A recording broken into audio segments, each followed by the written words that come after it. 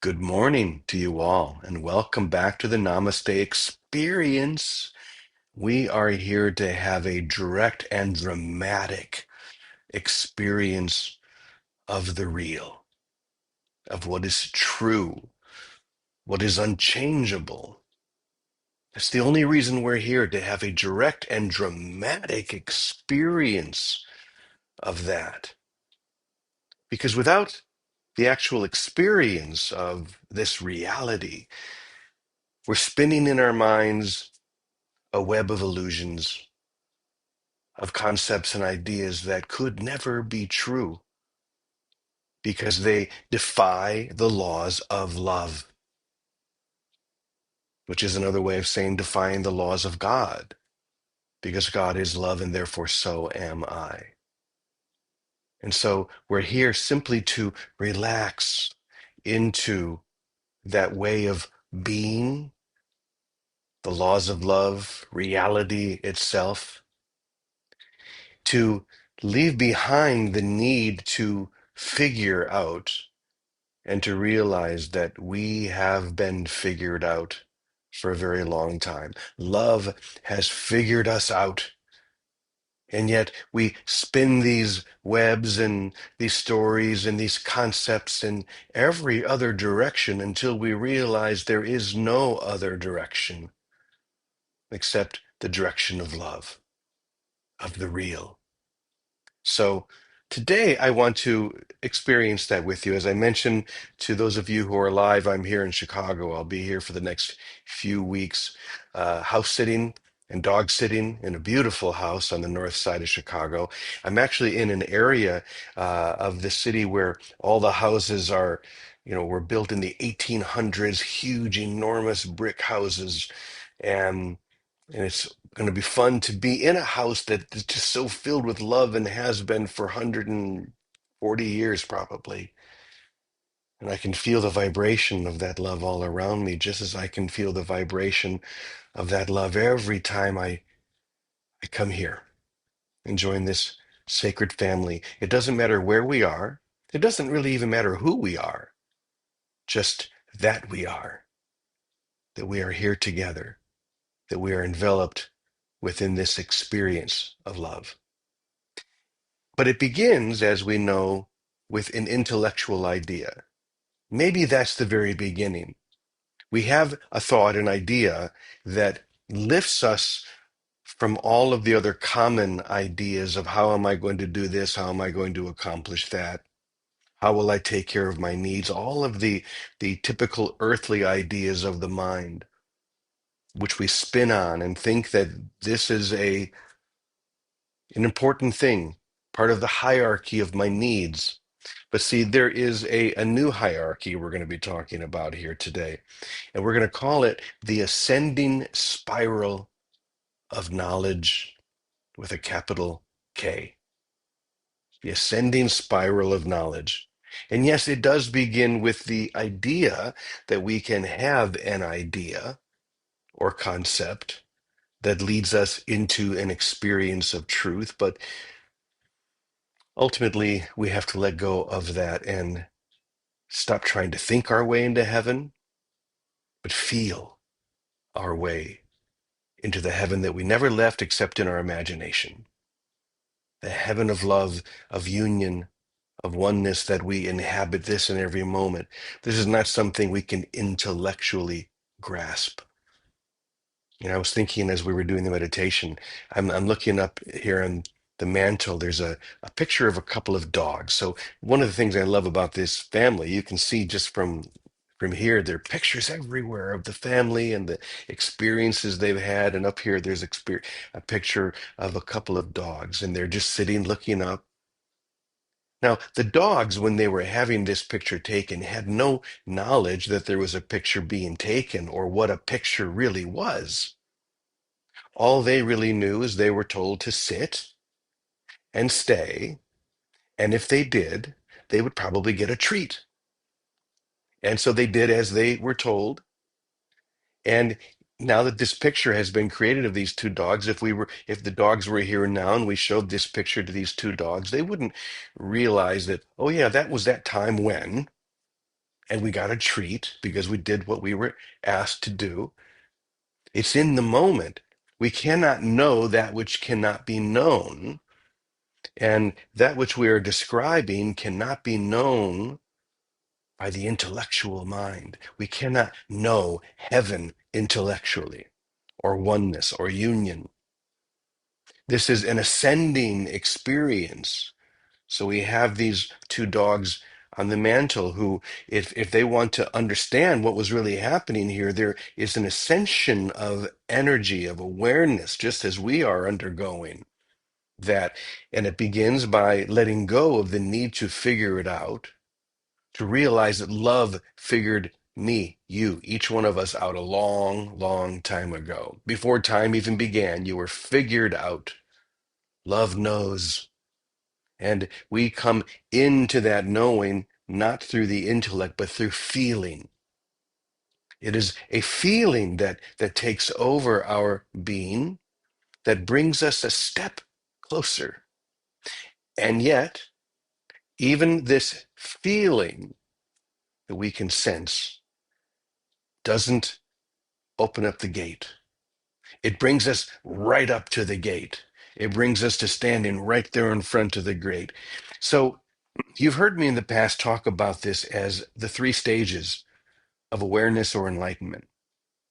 So let's go over those really quickly. It begins with to, let me look. Oh, yeah, to see as God sees, to be able to see or to recognize that which is seen or recognized by the divine.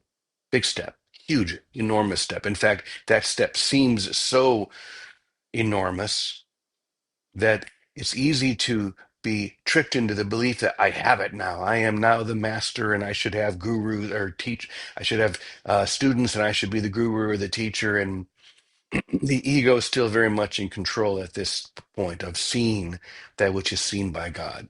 Now we have to relax and come into to feel as God feels. This is part of that ascension, the ascending spiral of knowledge with a capital K.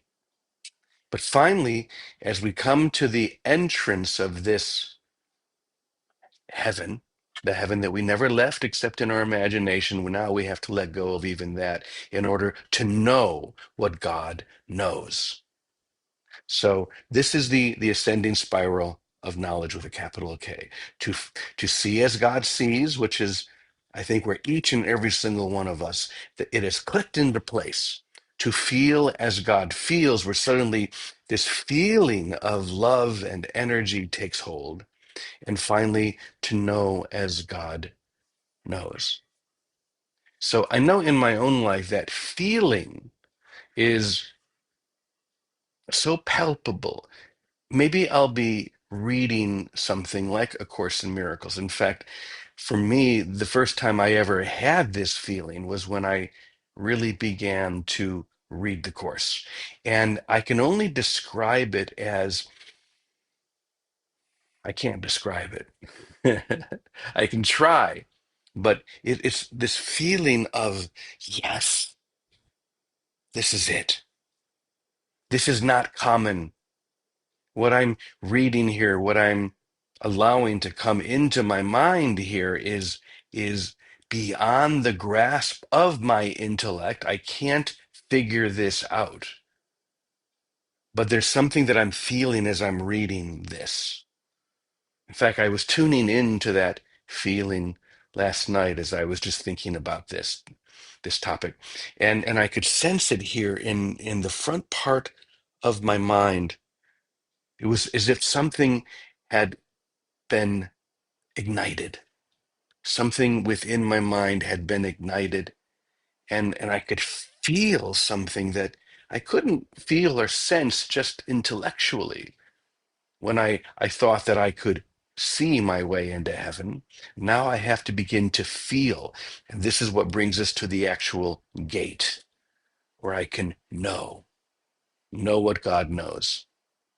So I'll tell you what I was reading, and I want to read a little bit of it today here. What I was reading when I began to sense this feeling and sense this subject that we're sharing here today. Of course, it's going to be one of our favorites, which is Joel Goldsmith. I was reading some of Joel's writing, and I want to read some of this for you now to see if you can sense the approach of this energy of feeling as God feels, right? And that feeling is so wholly beyond anything that you could have thought of or imagined. In fact, it's so palpable that it grabs us and won't let go. Once you have experienced this feeling of grace, of enlightenment, if you want to call it that, nothing else in this world will suffice. It pulls you effortlessly to that gate where we can suddenly, as the gate opens, know what God knows. So this is called turn from the problem to I. Now, you have to remember that Joel, in his expression, his beautiful expression, he talks about the approach of the experience of I, which is even beyond the experience of I am. You see, there's still action in I am. I am this, I am that. It's certainly a far cry from I want, because that's the experience of I don't have, but I am, okay, now I've come into a direct experience and I can look at anything and experience myself as that. But what Joel describes here as the experience of I is that ultimate step into reality itself. So let's hear what he has to say. Turn from the problem to I. And once again, I want to see if you sense this vibratory awareness, this ascending spiral of grace that brings us into the experience of what we're about to hear. Here we go. Whenever a problem arises in your experience or the experience of others who turn to you for help, do not try to search in your mind for a solution to the problem. Don't look for it in your mind, because then you are looking for a human solution or a human working out of the problem. Instantly turn away from the problem. I love it. Just do it the instant it appears. Just turn away from it in the realization that this I within you is spirit. And it is this spirit that is the solution to all your problems. Turn from the problem to the I within you, which is the spirit of love, of truth, of reality. And this is the solution to every problem that you could ever have. Do you feel it beginning? Do you feel the sensation, however it is you experience it in your own individual life? Follow it. This is once again the ascending spiral of grace. It's like a spiral that moves higher and higher and higher to the pinnacle where we can then step through the gate into a full and direct experience of reality. Okay, let's read a bit more. Wait in your meditation until you have the feeling of this presence. So if someone comes to you or you think you have a problem or anything like that, don't immediately try and figure it out in your mind. Just wait in meditation. Turn it over to the I within, the presence within, and then wait in meditation until you have the feeling, until you begin to sense the approach of this feeling of grace, of knowledge of the one. Wait till you have that feeling and then release the problem to it. Just let it go. Release the problem into the feeling. Do not dwell on the problem. Instead, see in what way the I within, or the spirit within you, will solve that problem. Just wait for the I within you, which is the presence of God or love within you. Let it solve the problem for you. Don't try and figure it out. In other words, I will go out and do whatever work is necessary for you to do. It's the I or the presence within you that will go out and do the work, not you. That's the key, not the idea of you, the concept of you, the personality of you, because the idea, the concept, the personality of you is the illusion. But the presence within you will do the work, the I within you. I will go out and do whatever work is necessary for you to do, work which you could not outline, which you could never conceive of, and which you could never even believe. That's the beauty of this. This will take you to places that you wouldn't even be able to believe otherwise. You could not do it, and you could never give any advice that would bring it about. The concept or the idea of you, the personality, Jimmy, Vicky, whoever it might be, that's not what's going to do it. It's the presence of the I, as Joel describes it, within you that will do the work. You could not do it, and you could never give any advice that would bring it about. All you can do is turn from it in the realization that I within you is the solution to the problem. The presence within you is the solution. And then wait in your meditation until you feel that presence. You all know that feeling. I know you do. Even if it's just been a single spark in your mind, that spark is enough to illumine all of the illusions around you. That analogy that I so often use of being in a dark room and feeling the couch and the bookshelf and all these things and thinking that it's a dragon or a monster. And then that spark comes and you realize, no, it's just a chair. It's that recognition, the realization of what is in front of you. In this case, what is within you, what is forever within you. Okay, when you do, loose the problem and let it go. Do not let the problem come back into your mind. I know Vicky's going to have a lot to say about this because this is pretty much what Vicky talks about every day. Pay it no mind, she will say. Just turn it toward the presence of I within you, and then pay it no mind. Do not let the problem come back into your mind. Keep it out of your mind, for you have released it into the I that you are. That's the ascending spiral of knowledge with a capital K and the I within you. Then, in a day or 2 or 3 days later, you will watch how it has solved the problem in a way that you could never have understood or accomplished on your own. You have no problems in your life or in this world that cannot be solved by the presence of I within you. Not the small I with a little dot, but the big I, the capital I, the presence of I within you. Let it do the work. You just relax, give it all. Pay it no mind, just turn it all over to that presence within you, and it will do everything. It will solve everything because it's already been solved. That's the key. There is no problem that has not already been solved. So, in this spirit, I will turn it over to you, dear Vicky, and then Penny Honey, you can wrap it up and take us home. Good morning, Queen Victoria.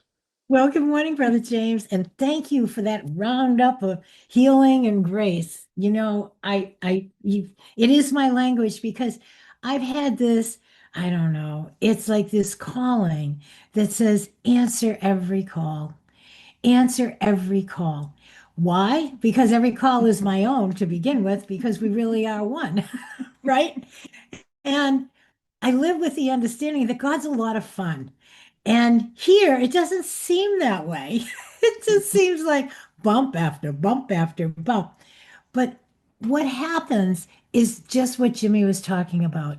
When we take any issue and we bring it to I, to the Christ, to the center of who we are, and the language does never matters. You call it God, Holy Spirit, the I am, the I.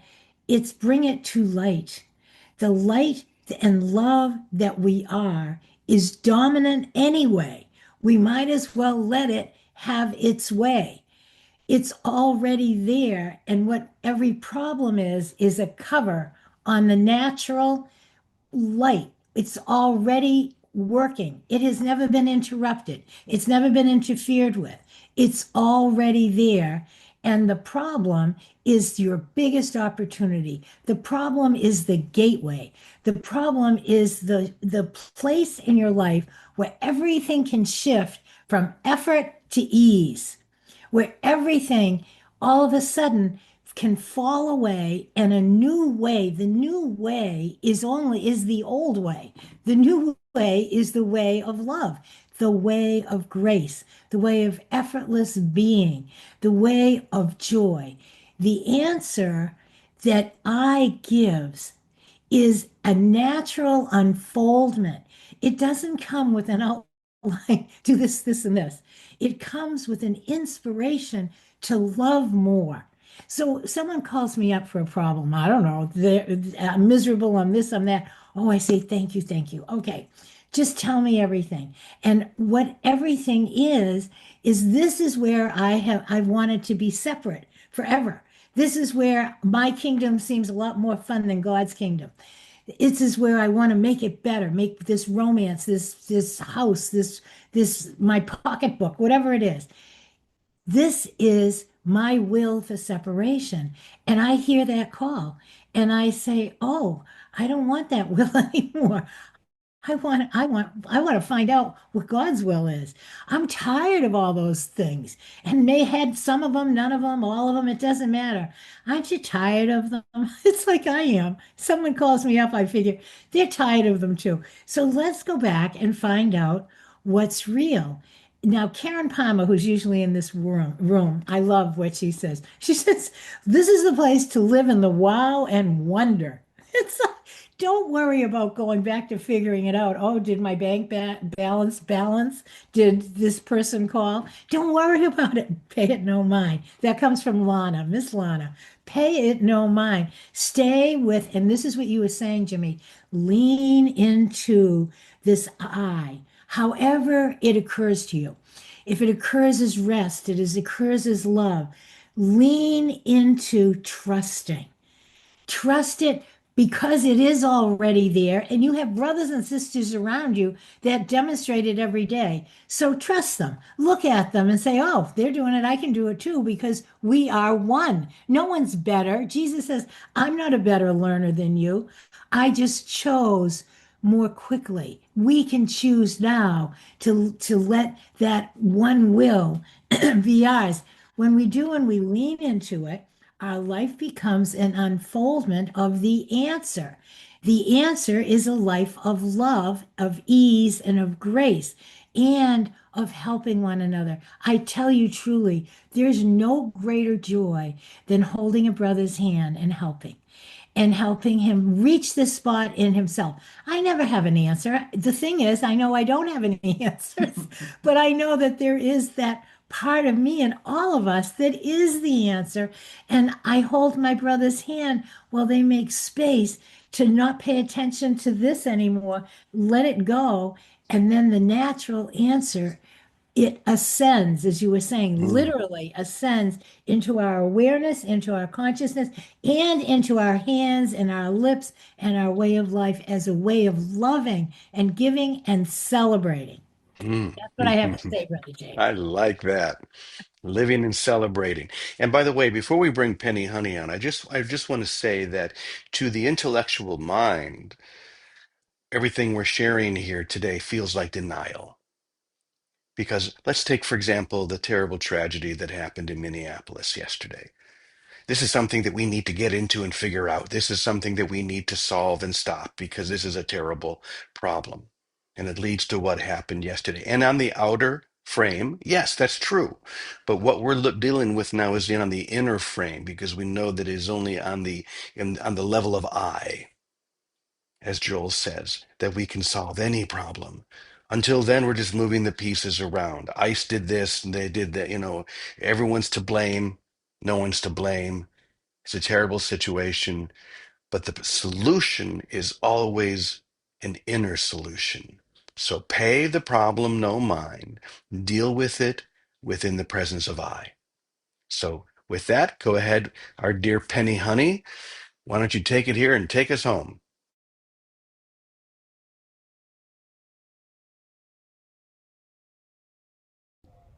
Good morning. Yes, thank you.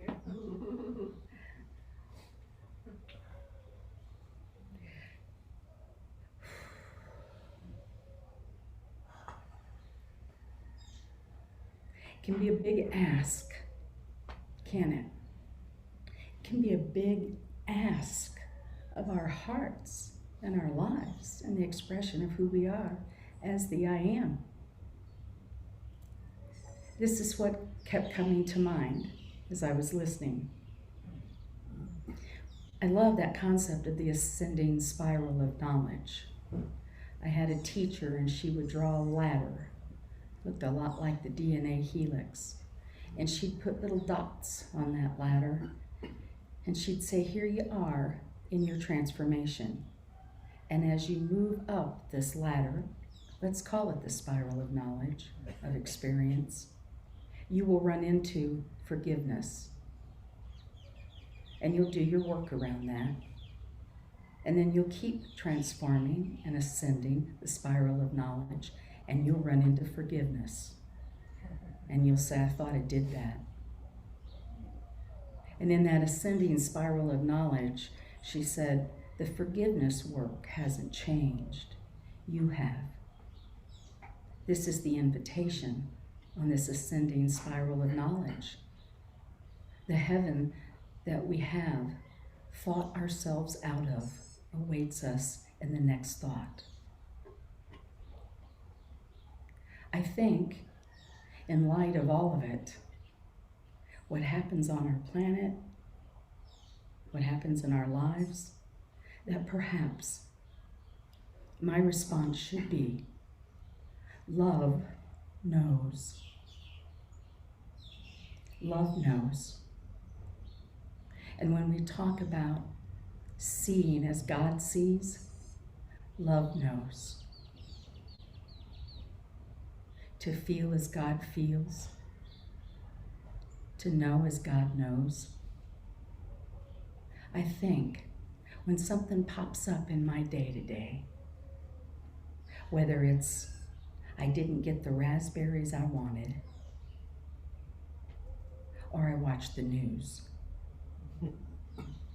I'm affirming that love knows.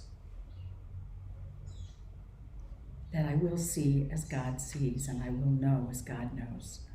When I allow and relax into and rest into that love knows, because I certainly don't. It is the Christ consciousness, the divine mind that does the work. It is not I. Love knows. And I truly do believe that the solution is no longer required when we remember that love knows. Because love will not see the challenge, however, it will transform it to serve us in a deeper and greater way. Love knows. I appreciate you. Thank you, Penny, honey. Love always knows, and if we just keep surrendering into that, we will be guided perfectly into that love. And it is to that fact that we say, Amen, Amen, Amen y punto. All right. We love you all. Namaste. We'll see you all tomorrow on Friday. Have a great day until then.